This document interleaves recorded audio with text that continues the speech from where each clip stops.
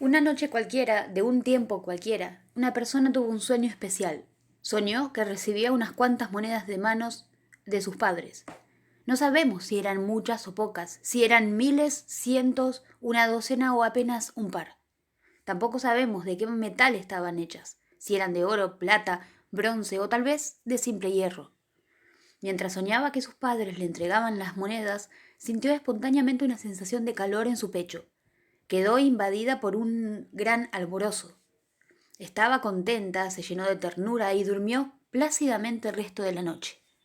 Cuando despertó a la mañana siguiente, la sensación de placidez y satisfacción persistía. Entonces decidió caminar hacia la casa de sus padres. Y cuando llegó, mirándolos a los ojos, les dijo: Esta noche habéis venido en sueños y habéis depositado unas cuantas monedas en mis manos. No recuerdo si eran muchas o pocas. Tampoco sé de qué metal estaban hechas, si eran de un metal precioso o no. Pero no importa, porque me siento pleno y contento. Y vengo a deciros gracias.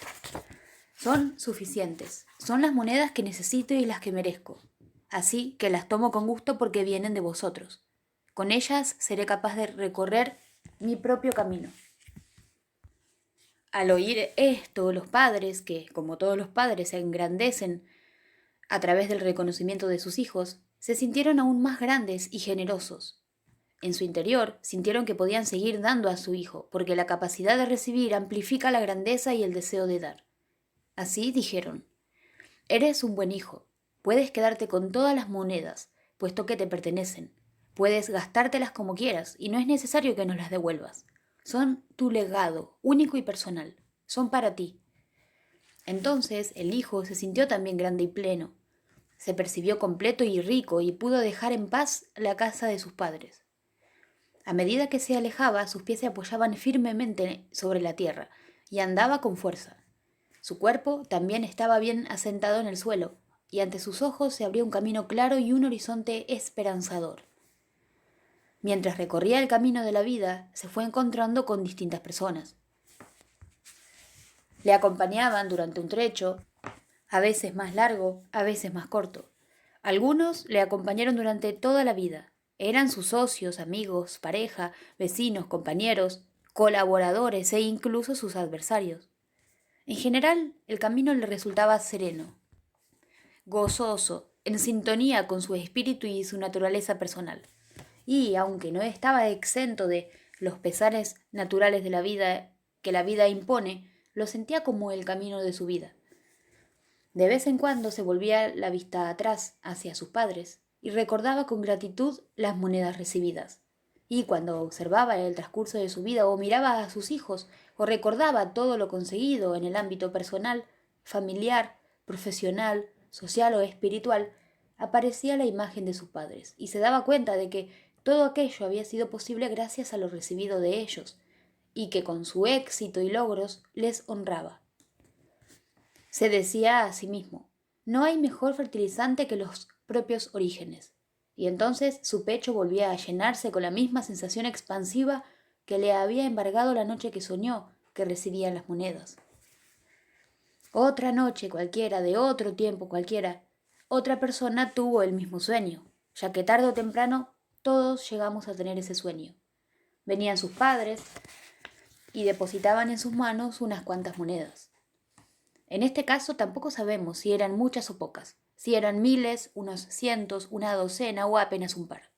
No sabemos de qué metal estaban hechas, si de oro, plata, bronce o simplemente hierro.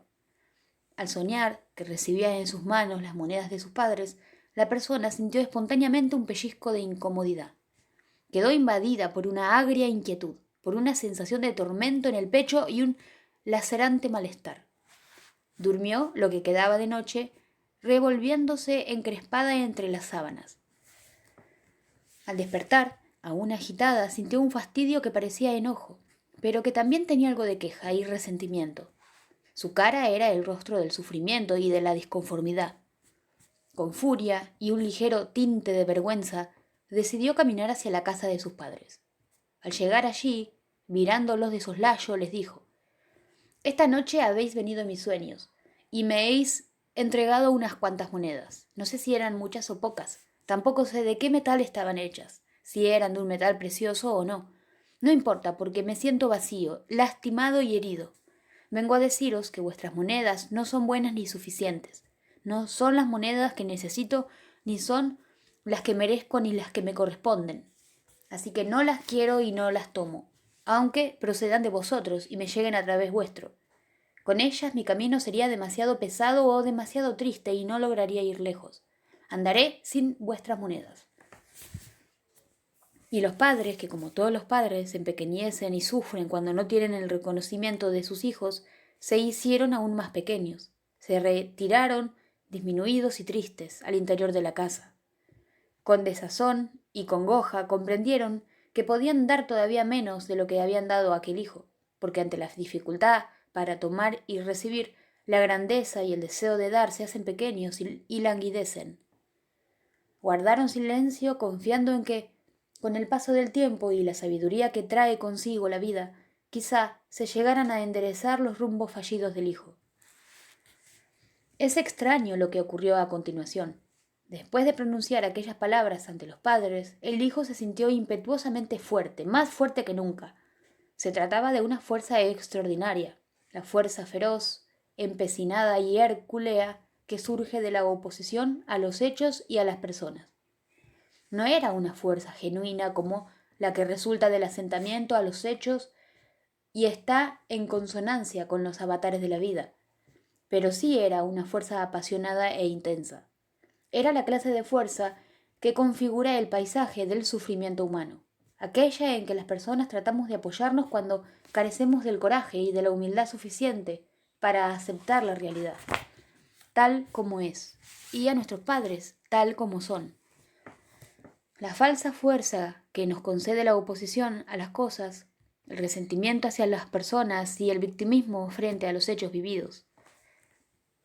Con el tiempo, esta persona aprendería que ningún sufrimiento concede derechos, ninguna postura existencial edificada sobre heridas concede merecimientos, y que el único sentido de este sufrimiento, que no es dolor, es hacer sufrir a los demás, ya que únicamente el dolor genuino despierta la compasión.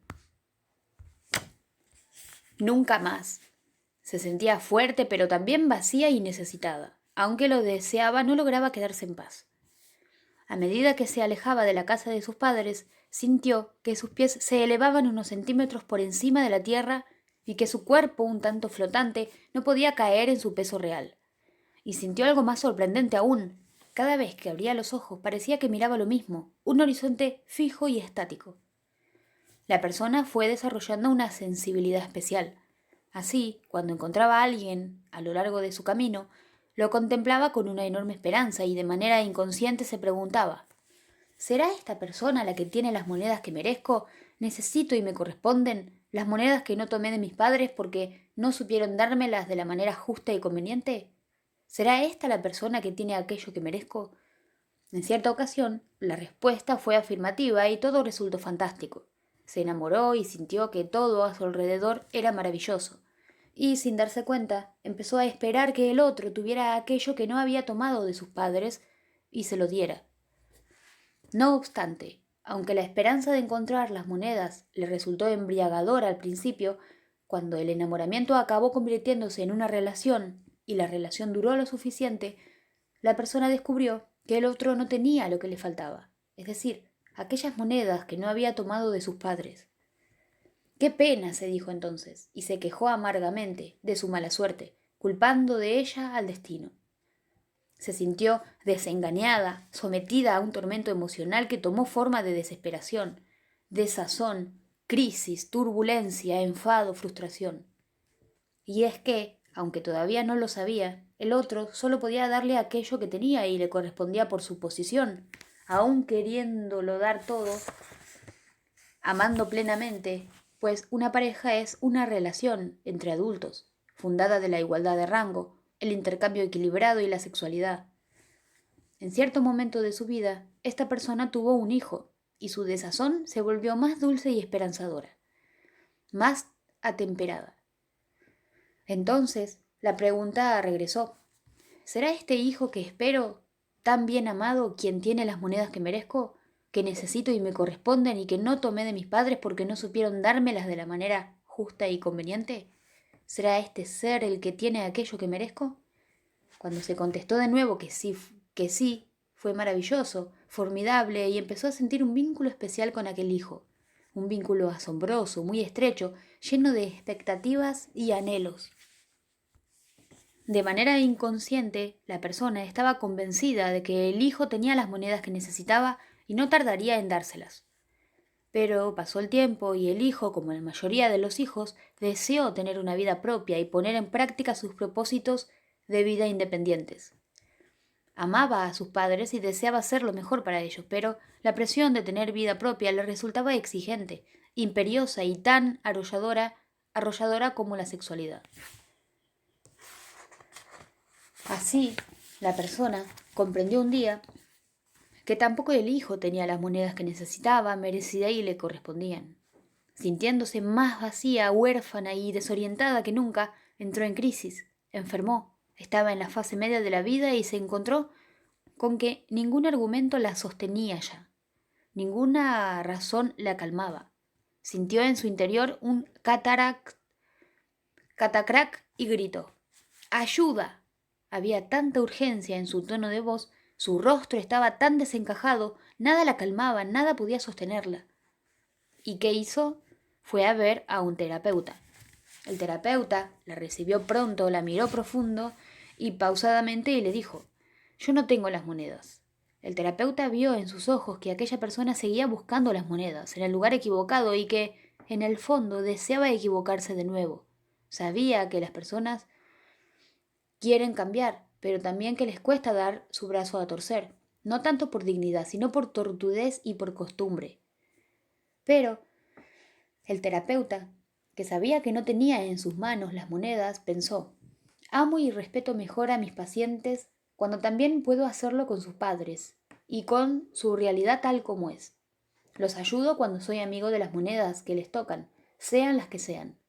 En realidad, aquel terapeuta ya había visto a muchas personas en situaciones similares y sabía que el paciente y el niño que sigue viniendo en su interior continúa amando profundamente a sus padres y les guarda lealtad, aunque el escozor de las heridas u otras causas le impiden tomar sus monedas. Y es que, en las profundidades del alma, aunque el hijo rechace a sus padres, también se identifica con ellos.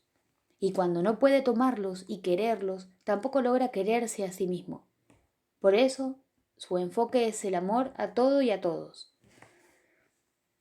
En aquella primera visita, el terapeuta añadió: yo no tengo las monedas, pero sé dónde están y podemos trabajar juntos para que también tú descubras dónde están, cómo ir hacia ellas y tomarlas. Entonces el terapeuta trabajó con la persona y le enseñó que durante muchos años había tenido un problema de visión, un problema óptico, un problema de perspectiva. Había tenido dificultades para ver claramente, solo eso. El terapeuta les ayudó a reenfocar y a modular su mirada, a percibir la realidad de otra manera, desde una perspectiva más clara, más centrada y más abierta a los propósitos de la vida. Una manera menos dependiente, una manera menos dependiente de los deseos personales del pequeño yo que siempre trata de gobernarnos. Un día, mientras esperaba a su paciente, el terapeuta pensó que había llegado el momento de decirle por fin y claramente dónde estaban las monedas. Y ese mismo día, como por arte de Birlibirlock, llegó el paciente con otro color de piel. Las facciones de su rostro se habían suavizado y dijo: sé dónde están las monedas. Siguen con mis padres. Primero sollozó, luego lloró abiertamente. Después surgió el alivio, la paz y la sensación de calor en el pecho. Por fin. Entonces se dirigió de nuevo, como años atrás, hacia la casa de sus padres. Cuando llegó, los miró a los ojos y les dijo: durante todos estos años he tenido un problema de visión, un asunto óptico. No veía claramente, y lo siento. Ahora puedo ver y vengo a deciros que aquellas monedas que recibí de vosotros, en sueños, son las mejores monedas posibles para mí. Son suficientes y son las monedas que me corresponden. Son las monedas que merezco y las adecuadas para que pueda seguir. Vengo a daros las gracias. Las tomo con gusto porque vienen de vosotros, y con ellas puedo seguir andando mi propio camino.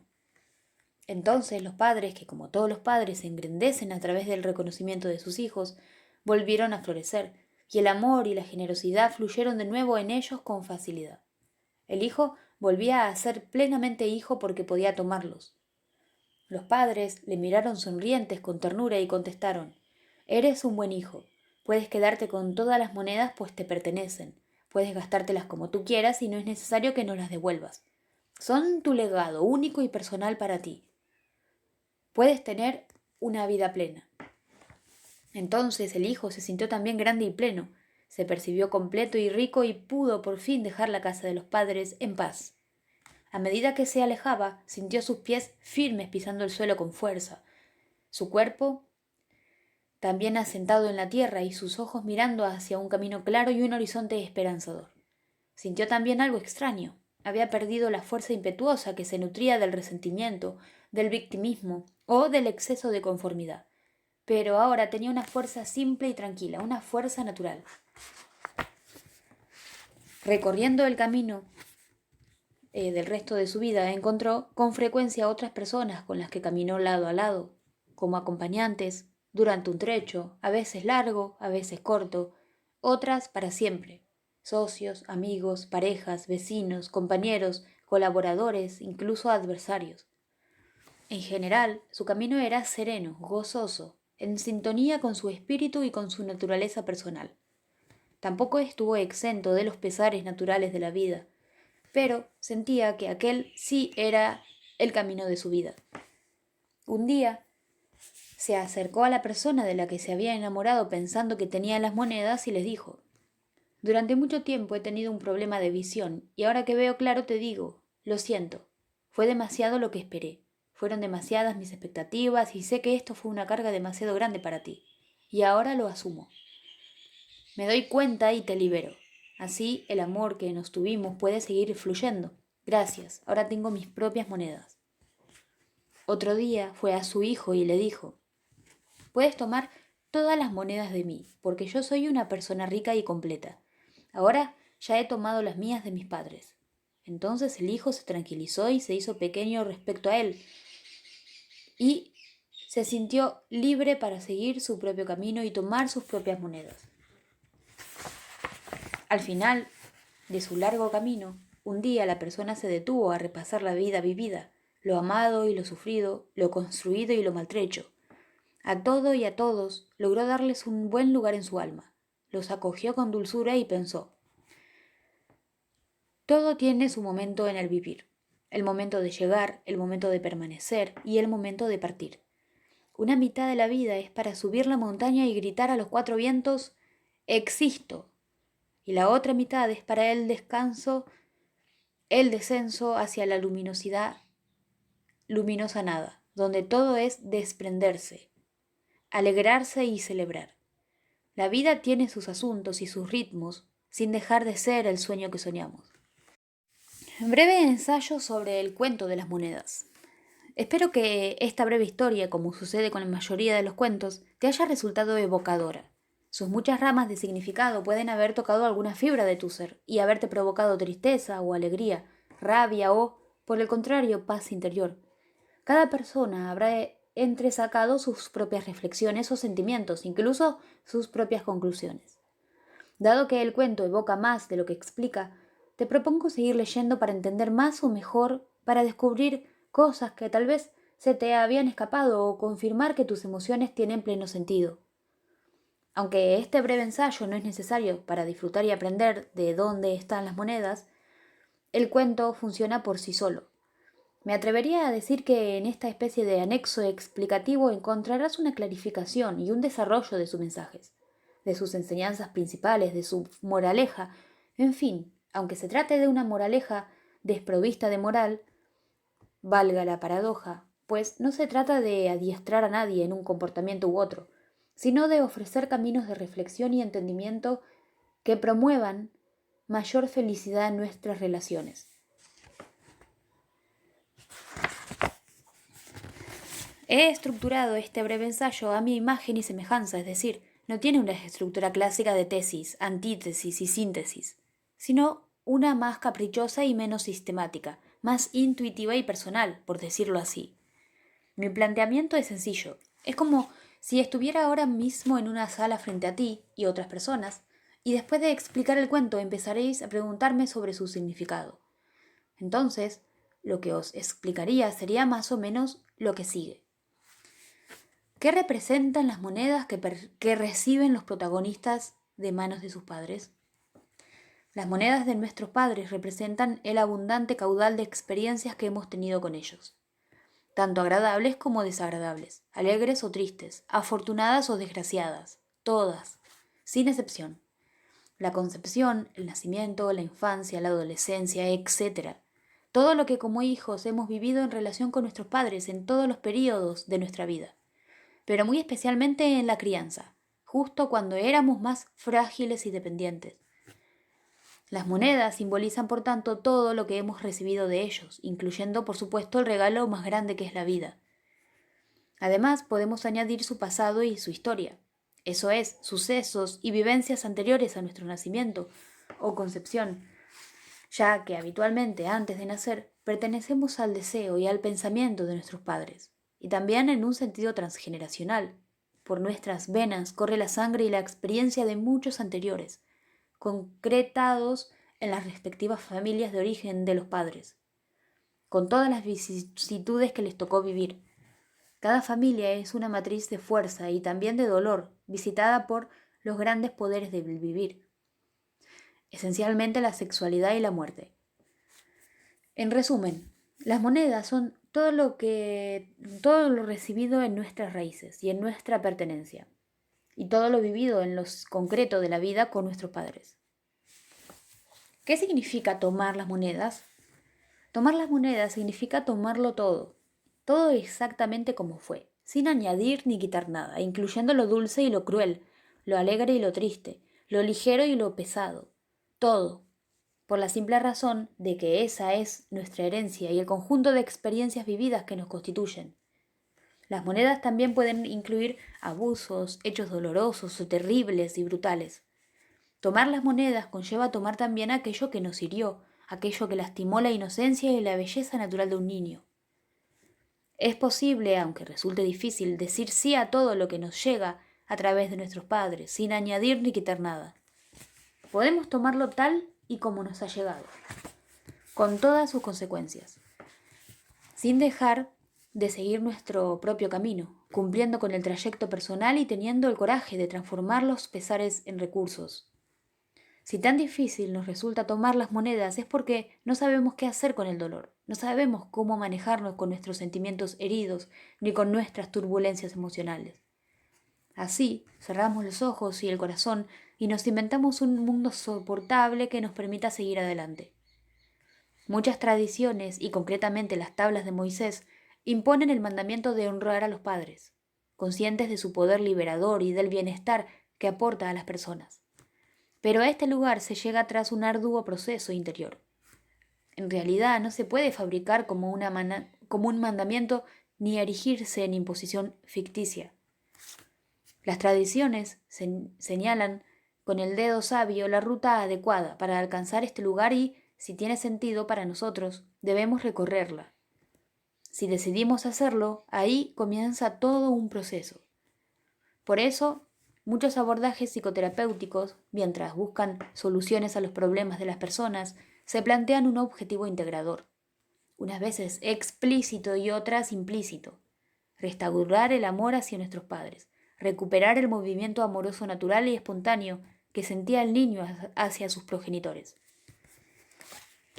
Las personas que avanzan en este proceso suelen sentirse más íntegras, congruentes y amorosas. Mejoran en sus relaciones personales y afectivas, ganan madurez, serenidad y sobre todo autoestima.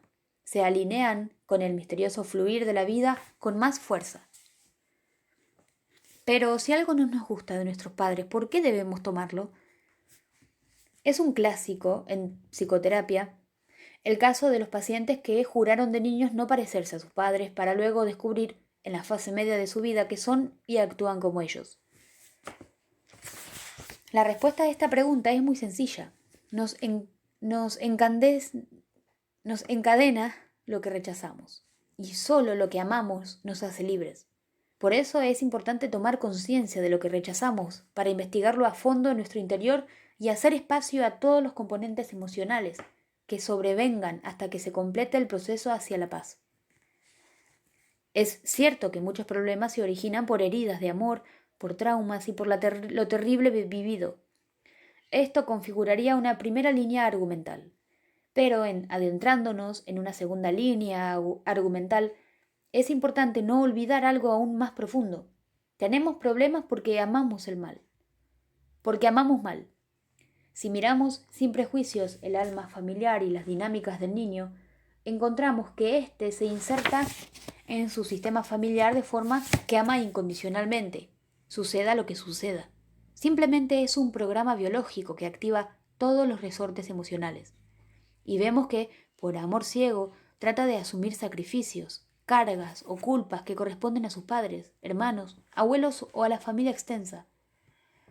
Puede intentar morir o enfermar en lugar de sus padres, preso de un pensamiento mágico que le hace creer que de esta manera conseguirá salvarlos. Puede seguirlos hacia la enfermedad, la muerte, la adicción u otros destinos, pensando también mágicamente que, así, su corazón o el de los que ama encontrará calor y reposo. Incluso en casos de abusos, llegamos a ver que un hijo o una hija puede tratar de consolar a la desesperación o soledad de uno de los padres, implicándose o tomando el lugar del otro progenitor. Son dinámicas que muestran el poder de los vínculos y la dignidad del amor entre las personas.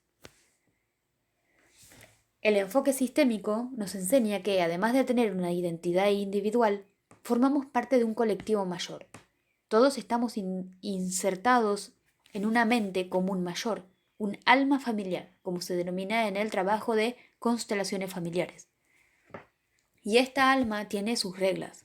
Una de ellas es amar a nuestros padres y combatir la debilidad de sacrificarnos por nuestros mayores, creyendo falsamente que así los ayudamos. Cumplir esta norma es el principio de continuas olas de bienestar y genuino sostén de la vida. Como enseña Bert Hellinger, creador de las constelaciones familiares, el amor crece con el orden. Lo necesita para fluir con dicha, y el orden sugiere su geometría y su jerarquía. Que los padres sean padres y grandes y que den principalmente la vida, y que los hijos sean hijos y tomen. Que los hijos no se inmiscuyan en los asuntos de sus mayores. Que los hijos honren a sus padres, principalmente haciendo algo bueno con su vida, y por tanto renunciando a las implicaciones trágicas con los que sufrieron antes o fueron desterrados del amor familiar. Deben abandonar la tendencia a repetir los destinos fatales presentes en todas las familias. Tenemos que reconocer que el amor bueno, el amor que ayuda de verdad, es el amor que mira, ve a los demás y es capaz de respetar sus dificultades. Sobre todo es el amor que puede ver en los ojos de los seres que ama, especialmente en los de sus padres, el deseo de que su hijo esté bien y crezca libre y feliz. Ningún problema de los hijos ayuda a los padres. Solo de este modo se respeta el orden y puede fluir el amor que libera. ¿Qué obstáculos me puedo encontrar en este proceso de recuperación del amor hacia mis padres? Hay dos discursos que tratan de explicar los principales obstáculos que encuentra este movimiento amoroso natural y espontáneo hacia nuestros antecesores para fluir. El primero nos dice que tenemos problemas porque no fuimos bien o suficientemente queridos como hijos. En contraste y complementariamente, el segundo defiende que el conflicto está en amar de una manera infantil, ciega y mágica, algo que nos lleva a implicarnos trágicamente en el destino y las dificultades de aquellos que forman parte de nuestra red de vínculos, ya sean los padres o la familia en un sentido más extenso. Sobre el primero me gusta decir en mis talleres y grupos que lo importante no es tanto el hecho de que no nos hayan querido o no nos hayan querido suficientemente bien. La percepción de si somos amados o no es muy variable y subjetiva. Sino si nosotros seguimos amando o no. El malestar, la angustia, el infierno, la caída o como quiera llamarse, no es tanto el hecho de no haber recibido el amor de afuera, sino la falta de amor hacia los demás que sentimos dentro de nosotros. Ya Séneca cuenta en sus cartas a Lucilo que no puedes ser feliz cuando vives solo para ti, cuando todo lo haces en tu propio interés. En verdad solo vives para ti cuando vives para los demás. Lo que nos cura es abrazar en nuestro corazón a nuestros padres y no tanto ser abrazados por ellos. Esto último está bien claro, pero no es el objetivo. Lo esencial es que abracemos y que en este abrazo acojamos a los demás, a la vida tal como es, a los hechos, a nosotros mismos. A abrazar es un movimiento espiritual, es decir, sí a la existencia, a lo que ésta trae y requiere en cada momento. Porque los padres son los representantes de la existencia. A veces, a través de ellos, se ha manifestado la vida y nosotros podemos cuidarla. La contraseña para las puertas del paraíso se compone de una simple sílaba: sí. Una de las enseñanzas cardinales de las tradiciones de sabiduría es que sufrimos cuando nos oponemos, que el malestar se nutre de resistencias. Me gustaría explicarte una curiosidad. Resulta que en muchos grupos he improvisado una encuesta, preguntando quiénes no se sintieron suficientemente o bien queridos por sus padres. ¿Te imaginas el resultado? Sí, suelen levantar la mano muchos. A continuación pregunto acerca de cuántos de los que son padres dirían que no quieren suficientemente o suficientemente bien a sus hijos. Casi nadie levanta la mano. No hace falta conocimientos de contabilidad para deducir que los números no cuerdan. Para mí, hay una sola explicación a esto y es de orden cultural. Se ha privilegiado el cuestionamiento de los padres, dando alas quizá a un movimiento necesario para transitar de una cultura excesivamente patriarcal hacia otra más filial. Sin embargo, todos los extremos necesitan corregirse y la actual dictadura moderna de lo filial debilita tanto a los hijos como a sus padres. Los confunde. Además, acentuando la puesta en escena acusatoria contra los padres, se perpetúa la tendencia victimista e irresponsable de los hijos, mientras los padres sufren innecesariamente en un amargo acopio de culpas. También los padres han entrado en el código cultural imperante, autoperseguidor de que deberían ser mejores, más perfectos. Hay otra razón poderosa que puede empujarnos a iniciar la tarea de restaurar el amor hacia nuestros padres. Solo logramos amarnos a nosotros mismos cuando los amamos y honramos a ellos. En lo más profundo de cada uno de nosotros, por muy graves que sean las heridas, los hijos seguimos siendo leales a nuestros padres e inevitablemente los tomamos como modelos y los interiorizamos. De algún modo conectamos con una fuerza que nos hace ser como ellos. Por eso, cuando somos capaces de amarlos, honrarlos, dignificarlos y respetarlos, podemos hacer lo mismo con nosotros mismos y ser libres. ¿Cómo podemos saber qué hemos tomado y qué hemos rechazado? Se puede reconocer lo que no hemos tomado de nuestros padres a través de unos pocos, 6 o 8 como mucho, 12, recuerdos a modo de imágenes dolorosas de nuestra infancia, que una y otra vez asaltan nuestro pensamiento, tensándonos y haciéndonos sentir de nuevo indefensos, o rabiosos, o apenados, o abandonados, o lo que fuera, produciendo un mal trago para el cuerpo. Muchas personas conservan imágenes muy vividas de sucesos difíciles y en cambio olvidan centenares de momentos en los que fueron considerados, cuidados, alimentados, queridos, tomados en brazos, etc. Y sin cuidados no hay vida, no se logra sobrevivir. En general, creo que está en horas bajas la cultura psicológica popular de que los padres causan, por su negatividad, el mal en los hijos, aunque de hecho nada los exculpe cuando tienen comportamientos destructivos. Si miramos la vida cotidiana de los padres, vemos la cantidad de dedicación y ocupaciones que requiere criar a un hijo. Por lo demás, lo más común es que los padres deseen espontáneamente que los hijos estén felices. La cuestión es cómo tomar las monedas difíciles porque incluyen lo doloroso. Boris Cyrulnik, creador del concepto de la resiliencia, tan de actualidad últimamente, muestra el poder que tienen algunas personas para recuperarse de graves heridas y traumas emocionales. Aunque somos mamíferos sensibles que sufrimos ante la falta de amor y de respeto, o por los hechos y los reveses terribles de la vida, muertes, pérdidas, desdichas, también estamos asistidos por la fuerza de la vida y por un amor eterno, presente en cada uno de nosotros, sea cual sea el rumbo y la forma que elijamos para vivir. También Confucio afirma que una ofensa no es gran cosa, excepto por el hecho de que nos empeñemos en recordarla.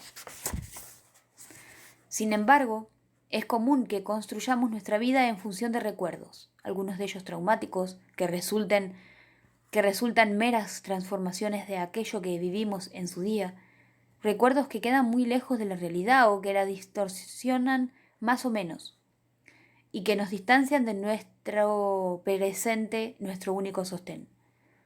Y es que el único lugar posible donde podemos vivir es el presente, y estas imágenes y sensaciones ocurrieron allá y entonces. Pertenecen a otro tiempo y momento, de manera que una herida no es gran cosa excepto si nos empeñamos en recordarla. Esto es cierto y falso al mismo tiempo, aunque con la mente lográramos olvidar ciertas imágenes, en el cuerpo quedan registradas todas nuestras vivencias, y éste actúa como una especie de receptáculo y de regulador emocional que procura sobrevivir y minimizar los daños al precio de tensarse, congelarse, modificar pautas respiratorias. Somos seres que se nutren de experiencias y que funcionamos a distintos niveles.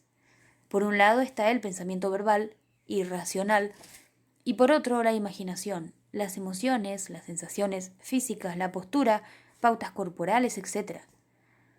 El cuerpo recuerda y registra, y en cada persona convive el cuerpo del que fue ayer y antes de ayer, y del que fue a los 15 años y a los 2. En nuestro cuerpo está presente la memoria de todo lo que vivimos. ¿Qué perdemos o conseguimos al rechazar o tomar las monedas? Entre las vivencias que tenemos con nuestros padres se encuentran las dulces, que nos hacen sonreír y sentirnos bien, y las amargas, que nos duelen y nos contraen. Las primeras parecería que nos impulsan a la vida y a las segundas pareciera que nos entorpecen. La tentación para muchos consiste en querer tomar solo lo positivo y expulsar lo negativo, y esto tiene una lógica aplastante. Queremos alejar de nosotros aquello que nos ha producido o todavía nos produce dolor. Así, algunos rechazan a los padres y lo que viene con ellos, y lo que viene de ellos. Sin embargo, hemos de comprender que la lógica emocional de los efectos funciona de manera precisamente poco lógica. Es más bien un tanto paradójica e independiente de nuestra voluntad, por lo cual a menudo, como ya he apuntado, el rechazo nos ata con más fuerza a lo que rechazamos, o a aquellos que rechazamos. Para bien o para mal, no gobernamos los efectos con nuestra mera voluntad. El lenguaje del corazón se escribe con otro ritmo, sutil, rotundo y apasionado, difícilmente cuadriculado. De este modo, muchos que no toman sus monedas y permanecen en la queja o el resentimiento, luego de mayores se comportan como sus padres o reproducen comportamientos dañinos iguales a los recibidos. Lo que verdaderamente ayuda es realizar el proceso de aceptar también lo que fue difícil, y con ello quizás hacernos más fuertes o más sabios. Es decir, también lo que parece negativo está al servicio de la vida, y podemos aprovecharlo a nuestro favor. También lo doloroso nos puede hacer más plenamente humanos. Por ejemplo, algunas personas que sufrieron graves pérdidas o traumas con sus padres se sobreponen bien y construyen una vida con alegría y mucho sentido. A la inversa, hay personas que, amparándose en pequeñas frustraciones con sus padres, se creen con derecho a tener una vida mermada o penitencial y culpan a sus padres para justificar sus errores o sus fracasos. Debemos saber que nada nos impide desarrollarnos bien, y que del pasado conservamos meramente las cenizas en forma de imágenes mentales recordadas, que podemos transformarlas y ponernos en paz con lo que fue, con lo que recordamos de ello, al menos, y abrirnos al presente, el lugar y el tiempo del verdadero fuego del vivir. En general, las personas que realizan el proceso interior de tomar sus monedas y ponerse en paz con sus padres y con su historia, se sienten mejor en su piel, establecen relaciones más fáciles, adultas y fluidas, y aportan a la vida lo que tienen. ¿Qué sucede cuando rechazamos a nuestros padres y aquello que nos han dado, es decir, sus monedas? Las personas que rechazan sus monedas se sienten más vacías y andan esperando que otros o algo los llene. A veces la pareja, otras los hijos, o el trabajo, o la riqueza, o la justicia, o la religión, o lo que fuere, y se resisten a dar lo que tienen para dar a la vida. Muchas son las zanahorias que perseguimos de manera vana a lo largo de la vida, cuando la solución es apearse del burro, o literalmente dejar de ser burros, y cambiar nuestro punto de vista, dejando así de sufrir y hacer sufrir inútilmente. Si rechazamos, nos debilitamos y, como digo, solemos buscar a los demás, en los demás lo que nos falta.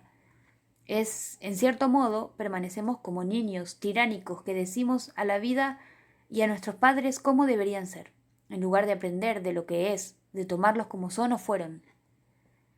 La realidad está, por supuesto, para ser modificada y mejorada, y así lo hacemos todos los días. Tratamos de cambiar lo que se puede cambiar, pero de lo que ya fue es mejor hacernos discípulos y tratar de aprender algo que nos sirva ahora. Cuando no aceptamos la realidad de lo que nos ha tocado, en cierto modo también nos negamos a nosotros mismos. Quien niega sus orígenes desdibuja su identidad.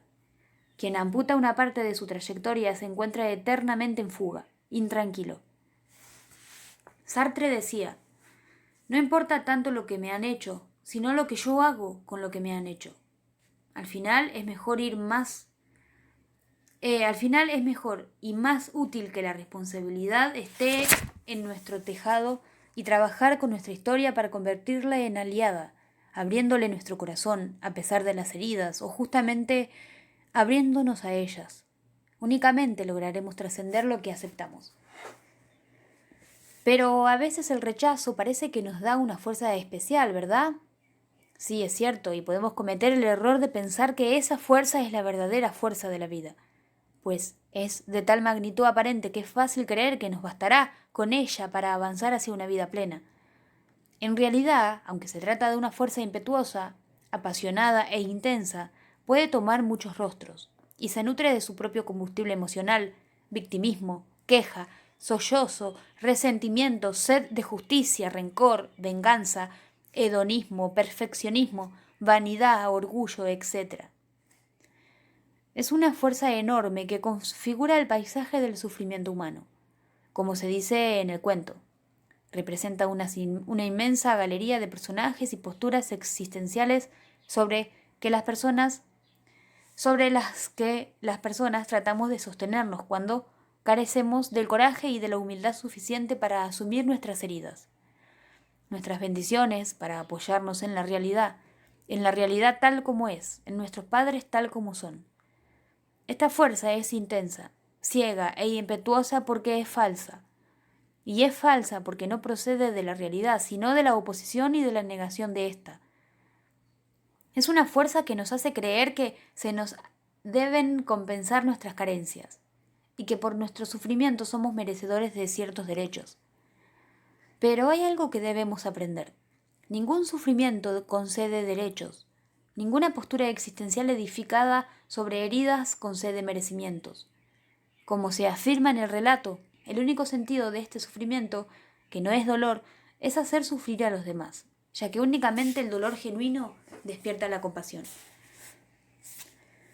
¿Por qué no es adecuado buscar en otros aquello que no obtuvimos en el seno familiar, es decir, cubrir con otros nuestras carencias afectivas?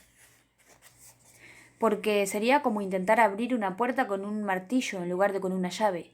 Con el martillo a lo mejor podemos abrirla, pero la romperemos y no volverá a servir como puerta. Y también por otra razón, que aprendí de los muchos casos que he visto como terapeuta, porque esos efectos, aun siendo muy sentidos, nunca pueden sustituir de verdad a otros afectos. Un afecto no sustituye a otro, como una persona no puede sustituir a otra en nuestro corazón. Por ejemplo, una versión clásica y común del enamoramiento consiste en esperar que el otro tenga aquello que uno no tomó de sus padres y nos lo dé. Cuando es solo un poquito, quizá pueda funcionar. Sin embargo, cuando es mucho, resulta demasiado e imposible. Reconozco que es formidable cuando uno recupera la esperanza de que, en algún lugar, podrá alcanzar las tan preciadas monedas. Pero esta es una esperanza vana, porque de hecho el otro o la otra solo pueden dar aquello que tienen y les corresponde por su posición, aun queriéndolo dar todo y amando plenamente. Una pareja es una pareja, o, como se dice en el cuento, una relación entre adultos, fundada en la igualdad de rango, el intercambio equilibrado y la sexualidad. Es una relación contractual y no incondicional. Hace que las personas se despidan de la infancia. Igual sucede con los hijos. No podemos esperar de ellos lo que no pueden darnos. Sin embargo, algunos padres sí esperan que sus hijos cubran sus carencias y ejercen un chantaje emocional inconsciente sobre ellos, lo cual hace muy difícil a esos hijos independizarse y liberarse de ese lazo insano. Crean vínculos especiales con sus hijos o hijas cuando a ellos les basta con un vínculo normal. Tienen suficiente con sentirse cuidados, queridos, pertenecientes y libres, nada más. Un hijo o hija especial se distingue porque de manera inconsciente su padre o madre están convencidos de que tiene las monedas que necesita. Entonces se relacionan con este hijo de una manera especial, llena de expectativas. De manera no muy consciente, buscan en los hijos los que les falta. Anhelan llenar sus vacíos o lo que no tomaron de sus padres o de sus parejas, y esto es un peso notable para los hijos. Algunos de ellos lo asumen por amor a los padres y sacrifican su vida, involucrándose con intensidad. Otros encuentran oportunidades y la presión de su autonomía y desarrollo les empuja con tesón. Hay que saber que, en el fondo, los hijos aman ciegamente a sus padres y a su familia y se implican con lo que el sistema y los padres requieren, con lo que quedó inconcluso a través de sus cargas y sufrimientos. Esto no ayuda a nadie, por supuesto. El amor ciego trae mucha enfermedad.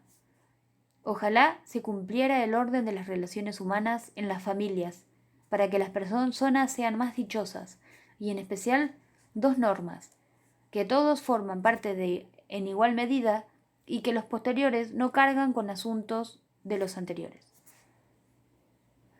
Es difícil, claro. ¿Cómo un hijo puede desentenderse cuando ve triste o infeliz a la madre o al padre, o no confía en que estén bien sostenidos en la vida? Lo que ayuda es que el hijo pueda aclarar los enredos y respetar el destino de los padres, y saber que no le corresponde tener las monedas que a los padres les falta, ni ser padre o madre de sus padres, ni responsable de la felicidad o la vida de los padres, etc. Cuando un hijo se desarrolla y sale del lugar del apoyo de uno de los padres, por ejemplo, se quiebra un equilibrio establecido en el sistema, y este padre tiene una nueva oportunidad de encontrar lo que le falta o de resolver lo que no está resuelto. A veces, por ejemplo, los padres perdieron muy pronto a sus padres o tienen penas no aclaradas. Todo esto tiene que quedar con ellos para que lo puedan integrar, y así se les respeta y se les toma tal como son, incluidas sus dificultades. Volviendo a la pregunta, la respuesta es que nadie puede dar algo que no tiene ni le corresponde. Por eso, cuando se está buscando en el lugar equivocado, la pareja puede seguir o no, pero no sigue el bienestar. Las asociaciones, amistades y relaciones cercanas pueden seguir o no, pero no sigue el crecimiento y la sonrisa compartida. Para muchos es una oportunidad para cambiar, para preguntarse de nuevo, para otros no. A veces incluso se actualiza con redoblado impulso el rostro cegado del hijo cuando deja la casa de los padres. Eso le puede llevar a aumentar su empecinamiento, a reactivar las razones, los rencores y los argumentos, por mucho que le hagan más infeliz. Pero a veces sufrimos de verdad. Sabemos que cualquier sufrimiento se sostiene sobre buenas razones y viene envuelto con brillantes argumentos. Esto lo hace más vendible y más justificable. Sin embargo, el único sentido del sufrimiento, que no es dolor, es hacer sufrir a los demás. La solución a este sufrimiento es muy simple. Si sabemos que buscamos en el lugar inadecuado y que esto nos mantiene insatisfechos, quizás podamos rectificar y al fin buscar en el lugar adecuado, que siempre es con los padres y con la integración de nuestra historia personal. Es decir, aprendiendo a apreciarla, por dolorosa que fuera. En la práctica, las dinámicas familiares y afectivas son muy complejas y sutiles y a menudo una crisis, separación, problema con los hijos o cualquier otro revés suele ser una oportunidad para sacar a flote y revisar lo que se necesita recolocar con los padres o con la familia de origen y afrontar los asuntos pendientes con ellos. Cuando nos falla el camino con el que pretendíamos llenarnos, cuando nos devasta una crisis, cuando se agota un tramo de nuestro camino, quizá se abre una oportunidad, sobre todo si somos capaces de permanecer en nuestra fragilidad y abrir el corazón. Como todas las demás personas, los padres son más reales que perfectos, y es suficiente con que así sea. Quien exige perfección se queda solo, ni siquiera se tiene a sí mismo porque también se percibe imperfecto. Las ideas de perfección pertenecen al reino de nuestras imágenes mentales, pero no a la realidad, la cual seguramente anda poco preocupada por sí misma y por su mejoramiento.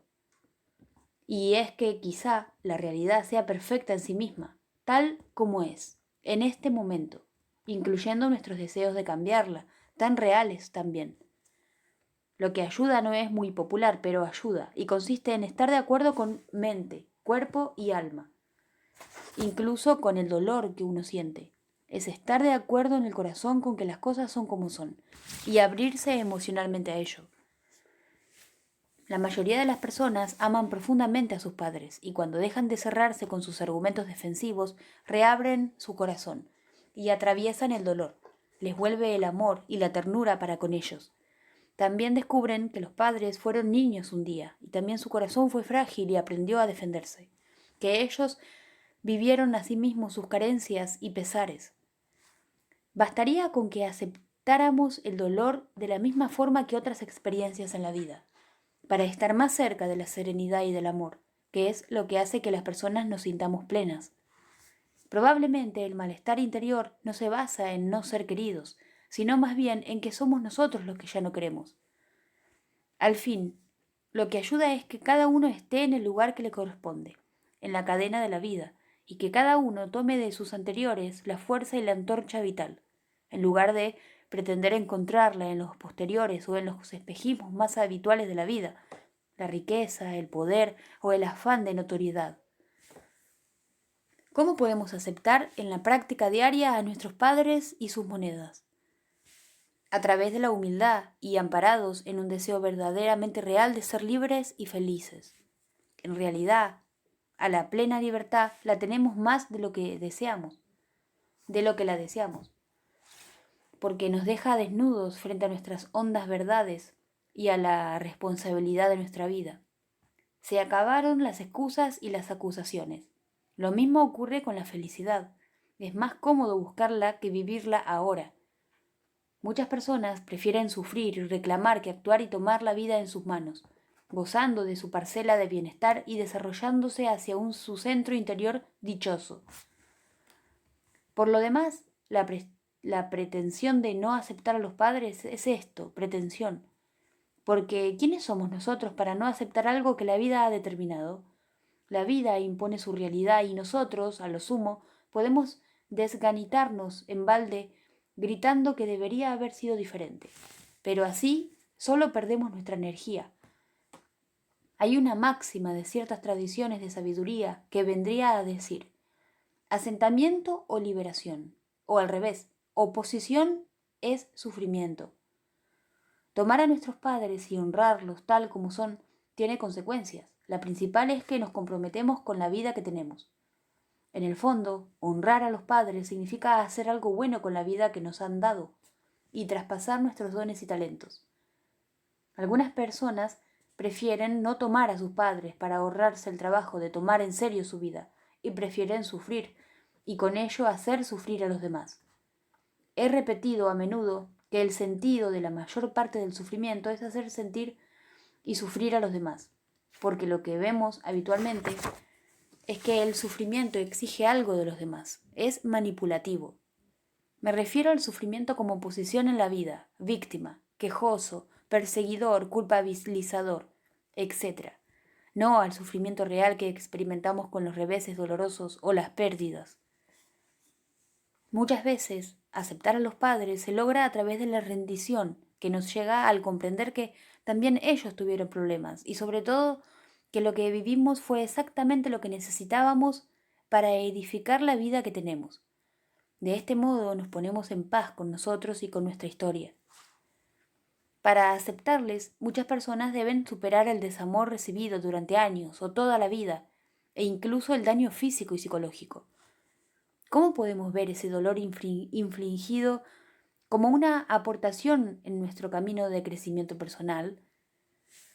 Hay una frase que yo aprecio mucho que dice: la desdicha abre al alma a una luz que la prosperidad le niega. Por supuesto que no buscaremos voluntariamente ninguna desdicha, pero debemos saber que podemos tomar las dificultades como oportunidades. ¿Cuántas personas no sintieron que una enfermedad les despertaba y les ponía en sintonía con horizontes de sabiduría desconocidos? El sufrimiento asumido convierte a las personas en más reales.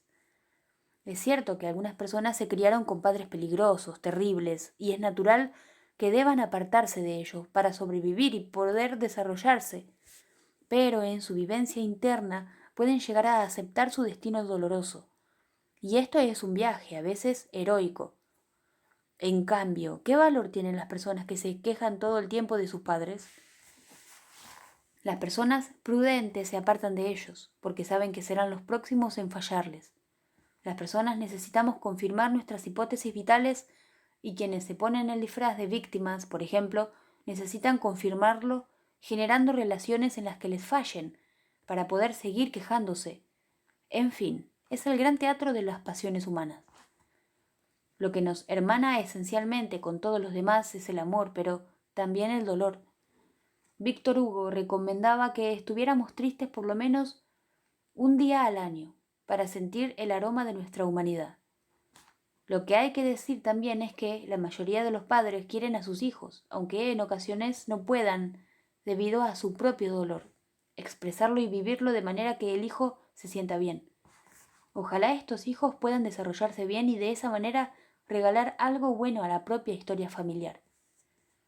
En la práctica budista de tocar la tierra, descrita por el monje vietnamita Thich Nhat Hanh, hay una primera postración en agradecimiento a los antepasados que expresa lo siguiente: veo que el origen de mis raíces procede de mi padre, mi madre, mis abuelos, mis abuelas y de todos mis antepasados. Sé que solo soy la continuación de este linaje ancestral. Por favor, apoyadme, protegedme y transmitidme vuestra energía. Sé que donde quiera que los hijos y nietos estén, los antepasados también están allí. Sé que los padres aman siempre y apoyan a sus hijos y a sus nietos, aunque no siempre sean capaces de expresarlo eficazmente, por culpa de las dificultades que han tenido. Veo que mis antepasados han intentado construir un modo de vivir basado en la gratitud, la alegría, la confianza, el respeto y el amor compasivo. Como continuación de mis antepasados, me postro profundamente y permito que sus energías fluyan a través de mí. El protagonista del cuento acude en cierto momento al terapeuta. ¿Es una buena ayuda? Cualquier ayuda real y positiva es buena. Ahora bien, los terapeutas que creen tener las monedas crean vínculos estrechos y prolongados con sus pacientes, mientras que los que saben que no las tienen sienten que solo están de paso, un tiempo nada más, y ayudan con respeto y rotundidad, son humildes. Ambos tratan de hacerlo mejor y ayudan a su manera, pero los que piensan que tienen las monedas se relacionan con sus pacientes en contra de sus padres y tratan entre los dos de ser mejores que los padres. Al excluir a los padres de su corazón y al señalarlo con el dedo acusador, alimentan la falsa fuerza del paciente y lo hieren, porque sabemos que el paciente y el niño que sigue viviendo en su interior continúa amando profundamente a sus padres y les guarda lealtad, aunque en otro nivel no alcance a tomar sus monedas por el escozor de las heridas u otras causas. En las profundidades del alma, aunque el hijo rechace a sus padres, también se identifica con ellos. Y cuando no puede tomarlos y quererlos, tampoco logra quererse a sí mismo. En lo profundo es difícil un genuino amor hacia nosotros mismos, si al mismo tiempo no hemos hecho el proceso de quererlos y respetarlos a ellos. En lo más profundo hay una extraña y oculta lealtad hacia los padres, de manera que el hijo los interioriza, aunque no quiera. Se puede hacer más libre de ellos a través de su aceptación. Ama y sé libre. Y podemos amarnos a nosotros mismos tal como somos, imperfectos y no tal como deberíamos ser en nuestras imágenes ideales. Las imágenes ideales actúan como faros para guiar el camino que deseamos caminar, para llegar a ser el que queremos ser. Es decir, fabricamos imágenes buenas de cómo nos gustaría vivir para atraer la posibilidad de que ocurra. Por otro lado, asumimos nuestras limitaciones y posibilidades en cada momento. Los terapeutas que saben que no tienen las monedas piensan que nada se logra cuando hay malos, cuando hay personas señaladas con el dedo acusador como malos. Por ejemplo, los padres. Como se explica en el relato, su enfoque es el amor a todo y a todos. Lo que ayuda profundamente a dejar patrones nefastos atrás consiste en lograr apreciar y dignificar a los que fueron malos o se comportaron mal, entre comillas, o tuvieron destinos desgraciados, etc. Aunque la tendencia de la mente lógica y racional sea seguir rechazándolos, el corazón y la salud funcionan de otra manera. Los sistemas familiares actúan como un todo, como una mente grupal, y tienden a atraer o repetir lo que ocurrió antes, especialmente cuando no fue resuelto a través del amor y la aceptación. Por ejemplo, algunos hijos piensan que tienen que querer a uno de sus padres, al que catalogan de bueno, y que deben despreciar al otro, al que tildan de malo. Es decir, encienden su corazón entre el bien y el mal y se ponen de juzgadores. La paradoja es que es muy habitual que luego busquen personas parecidas al progenitor rechazado, o ellos mismos se le parezcan. La paz y la dicha en las familias viene cuando todos pueden tener un buen lugar y cuando cada uno puede tener el lugar que le corresponde. O sea, que los padres sean padres, los hijos hijos, la pareja pareja. La única medicina es la inclusión y la apertura del corazón, de manera que el pasado ya pueda quedar como pasado. Tomar las monedas no es un acto ideológico, algo que uno pueda decidir que ocurra. Es el resultado de un profundo proceso emocional, de un proceso corporal y de una actitud. Este proceso exige mucho del cuerpo y de los sentimientos. Obliga a visitar y bucear en este cuerpo histórico donde se alojan los buenos sentimientos y también aquellos que llegan a ser amenazantes para nosotros, hasta lograr hacerles espacio, permitir que circulen, que se libere el dolor, que se reprendan recursos y que el cuerpo recupere su confianza, su gracia y su vitalidad natural. A este cuerpo que vivió tanto, que soportó traumas, heridas y miedos, podemos agradecerle su fortaleza y acariciarlo lo suficiente para que palpite de nuevo con la fuerza de la vida y pueda volver a exponerse, a tener una relación feliz con los demás. A veces, durante este proceso, las personas que sufrieron graves abusos y traumas pueden imaginar que toman en brazos al niño que fueron y le recuerdan su inocencia. Decirle, por ejemplo, sé que sufriste mucho con tus padres en ciertos momentos, y con estas raíces tú vas a crecer, y con estas cicatrices tú vas a ser grande también. De manera que ahora te tomo en brazos y seguimos nuestro camino. Al final todo ha salido bien. Respecto a lo que fue doloroso con los padres, ellos, como mayores, pueden llevar su culpa y su responsabilidad, y tú, como niño, puedes seguir queriéndolos tal y como son, y conservar tu inocencia. Pueden aprender a no abusar de sus abusos e integrarlos en beneficio de su vida y de la de los demás. Una gran realización. Pueden incluso hacerse más sensibles a la ayuda que otras personas pueden necesitar. Pueden renunciar a los beneficios secundarios de mantener una postura de víctima que se siente con el derecho a tener que ser compensada.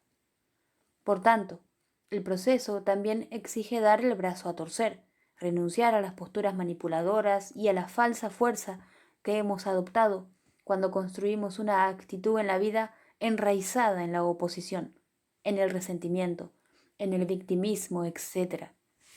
El hijo también puede aprender a renunciar a su posición de fiscal y juez de sus padres, a sintonizarse con los propósitos misteriosos del vivir, a sentir ante su propio destino, ya que, como dice Cleantes, los destinos guían a quien los acepta, pero arrastran a quien se les resiste. En fin, no se trata de convertir el honrar a nuestros padres en un movimiento artificial y meramente positivista, de vestir los hechos del color que nos convenga. No, es algo más, algo que requiere un coraje mayor y una actitud emocional transparente, veraz y comprometida.